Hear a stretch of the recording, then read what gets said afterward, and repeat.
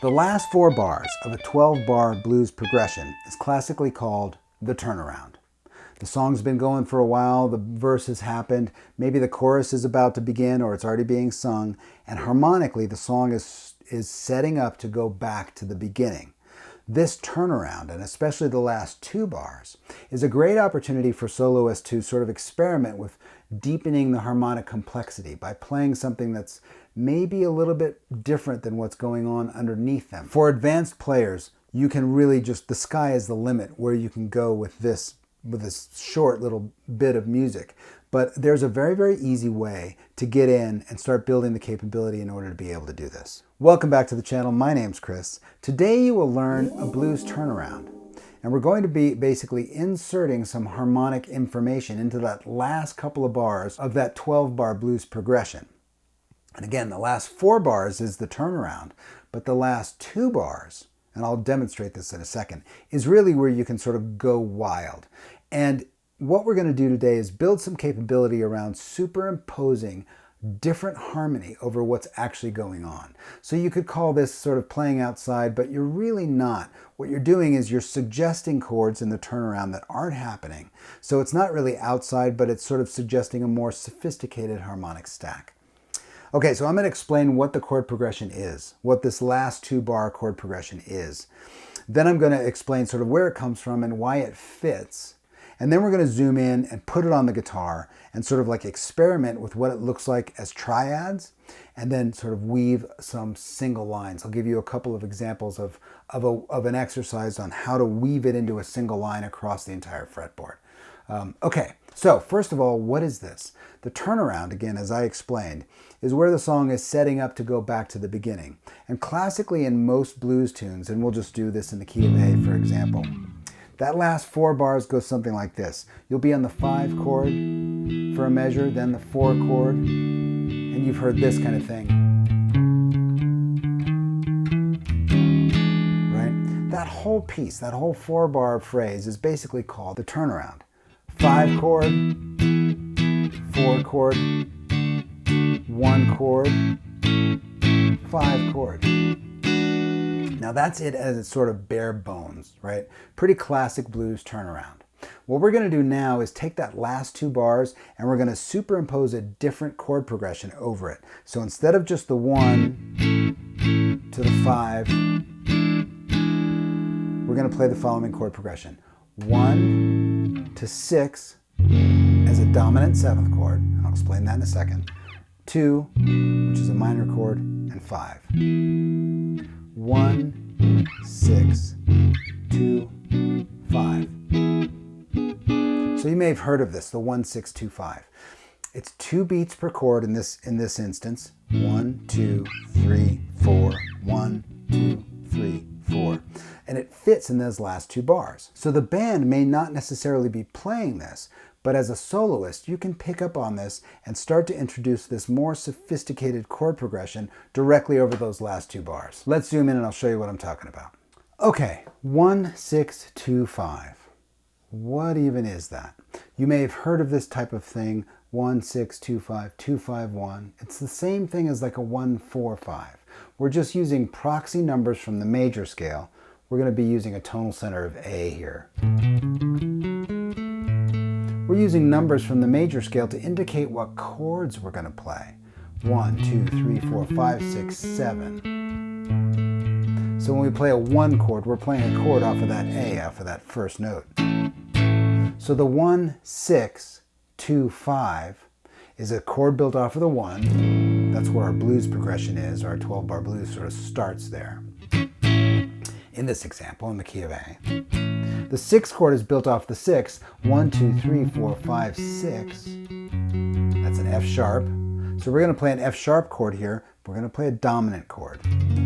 F sharp 7. So we have 1, 6,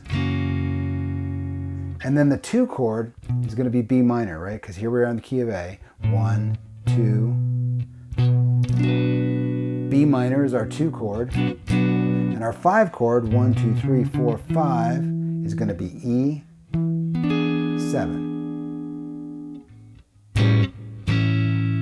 1, 6, 2, 5. Sounds very familiar, right? This chord progression, this turnaround, was sort of popularized in popular music back in the 1920s. So it's got that sort of campy, blues, jazzy thing going on. Meanwhile, maybe the chord progression isn't the coolest thing ever, but what it does is it allows you to start thinking more deeply about what's going on in these last 2 bars in a 12-bar blues without necessarily having to play something completely outside or something that's really sort of harmonically too sophisticated. We're building a capability here. Okay, 1, 6, 2, 5. 2 beats per chord. 1, 2, 3, 4, 1, 2, 3, 4, right? So we're going to turn this into triads now, because what I want to show you is that relationship, even though in these bar chords it looks very sort of like spread out, these notes are actually very, very close together. And this relationship, this harmonic density, is really the sort of gold here. So here's our A major root position triad. Root 3, 5. There's our 1 chord. The F sharp chord is down here, but there's an F sharp up here in the first inversion here. That's our F sharp chord. Here's our root 3, 5. So we have A, F sharp, and now that's our 6th chord. Now we're looking for the 2 chord. That's B minor, right? You can play this B minor triad right here. And then the E chord, that 5 chord. So now those are all just triads, right? 1, 6, 2, that's minor, and 5, right? But as you heard in the bar chord inversions, we're basically playing dominant chord here, a dominant chord for the F sharp, a minor chord here, and another dominant chord, E7 here for the 5 chord. So how do we trigger that? How do we figure out how to do that with triads? If you don't already know this, there's a great video here about how to take triads and sort of turn them into something else by either removing the 1 or removing the 5, which are usually fairly redundant tones, to turn them into something else. And that's what we're going to do here. So here's our 1 chord. When we go to the 6th chord, we're going to turn this into a dominant chord by taking the root out and moving it down a whole step to the flat 7. We're going to keep these 2 notes the same, but we're going to move this one down. Now look at what that does to the voice leading from the A. You just change 1 note, and you've got this chord, which is sort of a proxy, a stand-in triad for F sharp 7. A, F sharp 7. Our B minor triad happens to be right up here. There's our B minor 2 chord, and to change this into an E, we already realized that we go here, but we want this to be a dominant chord as well. So we're going to do the same thing to this chord. The root is in the middle, we're going to take it down a whole step. But these 2 notes stay the same. Now watch what happens to the voice leading here.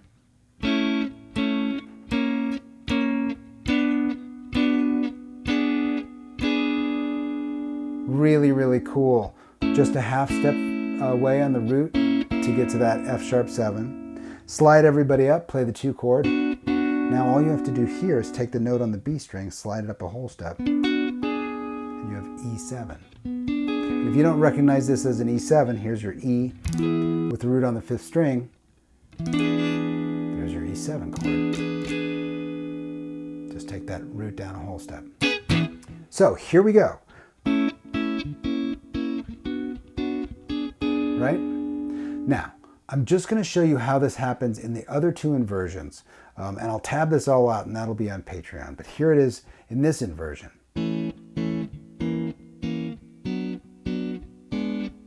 Here's the next one. We just did this one. Here's the last one. A triad, F sharp 7, B minor, E7. Now, if you string all this stuff together, sort of arpeggiate it into a lead line, you can do some pretty cool stuff.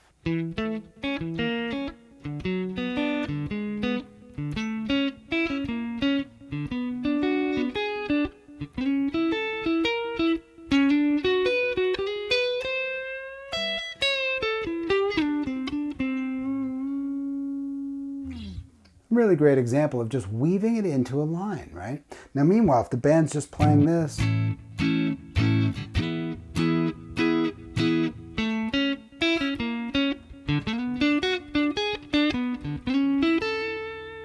it's just a really great way to get something lyrical, familiar sounding, but you increase the harmonic density, the harmonic interest. You sort of increase the harmonic fidelity of the turnaround all by yourself.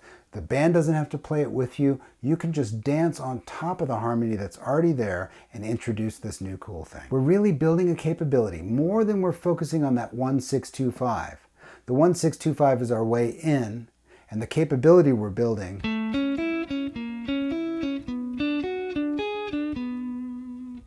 is a way to weave in more harmonic density into a situation where the chord progression may be a little flat or a little non-interesting. You can use this idea and this capability to build that depth and increase that interest.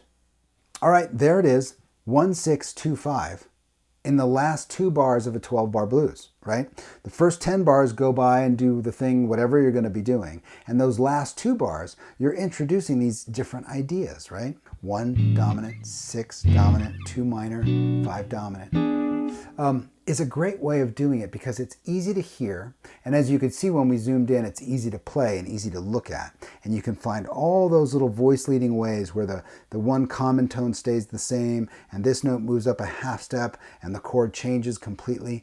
We're really building a capability here more than we're sort of getting married to the chord progression itself, right? We're building a capability to superimpose harmony where otherwise it actually doesn't exist.